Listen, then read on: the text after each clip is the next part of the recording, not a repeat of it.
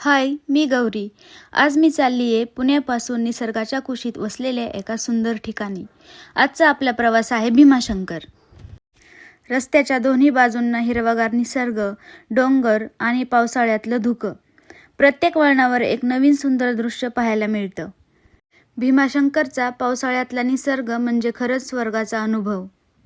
धुक्यात हरवलेले डोंगर आणि आजूबाजूची शांतता मन अगदी प्रसन्न करून टाकते. आणि या सुंदर निसर्गाच्या सानिध्यात आहे भगवान महादेवांचं पवित्र ज्योतिर्लिंग श्री भीमाशंकर. येथे आल्यानंतर मनाला मिळणारी शांतता शब्दात सांगणं खरंच कठीण आहे. हा प्रवास फक्त फिरण्यासाठी नव्हता, तर निसर्ग, भक्ती आणि शांतता अनुभवण्यासाठी होता. मंदिरामध्ये जाताना 3 लाईन आहेत. 2 स्पर्श दर्शनासाठी आहेत आणि 1 मुख दर्शनासाठी आहे.